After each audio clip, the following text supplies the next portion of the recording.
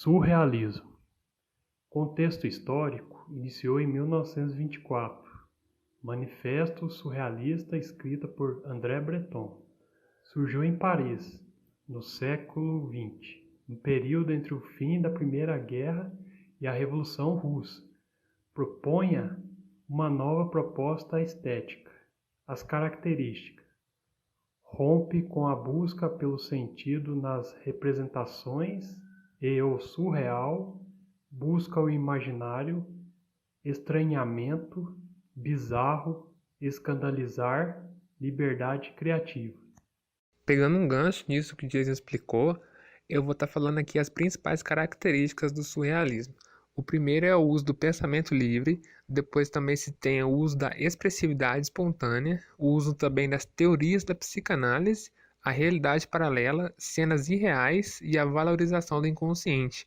Ou seja, era um movimento que dava muita margem à criatividade, né, à liberdade, era muito expressivo. E eu acho que é aí que está a genialidade do movimento, porque era uma coisa muito bonita de se ver esteticamente falando. Os principais artistas é o André Breton, o Tristan Tzara, o Paul Eluard, o Hans Arp e o Max Ernst. Desses, destaca-se o André Breton, que foi o líder do movimento na França, e além disso ele escreveu 2 manifestos surrealistas. O primeiro buscava as bases da psicanálise freudiana. Já o segundo firmava os 2 pés dos artistas no marxismo. Inclusive, esse foi o motivo que fez o Dalí discordar deles e ser expulso do movimento, próximo ao regime fascista da França na Espanha. Já falando do Dalí, ele é um dos principais nomes do movimento. Ele foi um dos que mais se destacou assim com suas obras. E Salvador Dalí, ele nasceu na Espanha, né? Ele era espanhol. Ele era um pintor, desenhista e ele sempre teve uma personalidade muito excêntrica. Ele sempre foi uma pessoa assim muito exuberante. Sempre foi uma pessoa de personalidade muito forte, como a gente pode ver, né, pelo as roupas que ele usava, o estilo dele, né, com seu bigode, que é uma marca registrada dele e tal.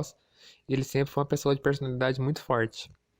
Ele também é autor de O Autorretrato com Le Humanité, que é um dos quadros mais famosos dele, além de outros que ele tem que também são famosos e eu vou estar falando mais deles mais para frente. Outro que se destacou foi o René Magritte. Ele é da Bélgica e ele também foi um pintor, um desenhista e ilustrador. E uma das obras mais famosas dele é Os Amantes, que também é uma pintura muito bonita de se ver esteticamente falando. É uma coisa bem diferenciada mesmo. O surrealismo ele também teve participação na literatura, e assim como o movimento original, na literatura ele buscava muita criatividade, a liberdade, e buscava ser um movimento muito diferenciado do que existia na época. As principais características do surrealismo na literatura é que rejeitava os estilos tradicionais, ou seja, eles queriam ser realmente uma coisa diferente da época, não queria ser mais do mesmo. Eles queriam a maior liberdade possível para os autores poder escrever o que quiser, pintar o que quiser e afins. São resultados de um impulso de criação pura e simples, ou seja, aquilo que vinha na mente era o que eles falavam sem nenhuma censura, digamos assim. O uso das técnicas de colagem, eles pegavam revistas, jornais, recortavam as palavras e faziam textos novos a partir disso. E também o uso da escrita automática, né? Como eu disse, o que vinha na mente era o que eles escreviam. Os livros que a gente usou como referência foi A Estrela da Manhã, Surrealismo e Marxismo, do Michael Lowy, que é um livro que conta como foi o movimento surrealista a partir da visão dos precursores deles, ou seja, como que eles traçaram essa nova mitologia do movimento, né, que conseguisse abrir espaço para a criação de um mundo novo, como esse movimento ele deveria se comportar na poesia, na arte, na política, na pintura e afins, e como o próprio surrealista se colocava neste papel. O segundo livro é um livro especificamente do Magritte, e nesse livro o autor traça o desenvolvimento dele, né, desde o início até o fim de sua vida, destacando a sua originalidade, os movimentos que influenciaram ele de certa forma, suas pinturas e quadros.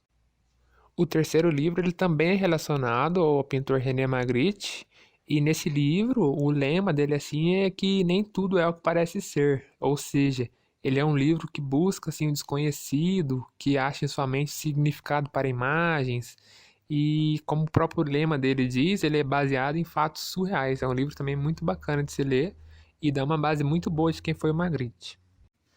O quarto livro se chama Surrealismo. Ele conta a trajetória de 18 artistas surrealistas, analisando eles de forma minuciosa, desde o estilo até as principais obras. E também o volume mostra como incorpora algumas ideias trazidas pela rebelião dadaísta, né, que também foi um movimento que influenciou muito o surrealismo e os artistas deles.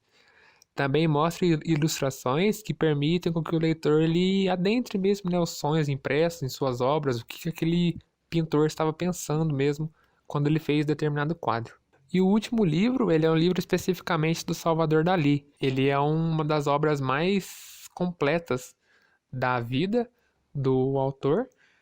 E após anos de pesquisa, Robert Descharnes e Gilles Neret localizaram as pinturas do professor, que permaneciam inacessíveis por um longo tempo. E através disso eles fizeram um estudo e publicaram esse livro, que é um livro muito bacana, mostra em detalhes as pinturas do Dalí, os quadros e afins. Para o meu exercício de frequentação, eu usei um quadro do Salvador Dalí e ele se chama A Persistência da Memória. Nele a gente pode ver o uso de tons mais escuros, alguns tons pastéis e também a presença de vários objetos, como por exemplo o relógio derretido, que é uma marca registrada, né, do Salvador Dalí. Esse objeto branco no chão, que parece a carcaça de um animal ou algo do tipo.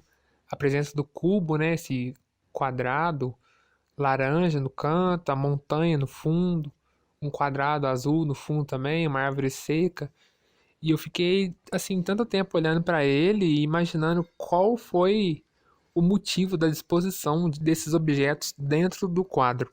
O porquê de cada objeto estar ali. Por que tem um relógio em cima do quadro? O relógio não podia estar no chão, por exemplo. Qual que foi o motivo do Salvador Dalí dispor os objetos desse modo dentro da sua pintura? E nisso eu fiquei observando, né, o enquadramento, a luz e sombra que ele usou, o tom das cores. E nisso eu fiquei tão empolgado vendo o quadro que eu pensei, será que eu consigo fazer um desenho parecido com essa pintura? Será que eu consigo dispor os objetos numa folha do mesmo modo que o Salvador Dalí dispôs? E nisso eu fiquei tão indagado nisso que eu resolvi fazer a minha própria interpretação do quadro, da persistência da memória, tá passando aí para vocês verem.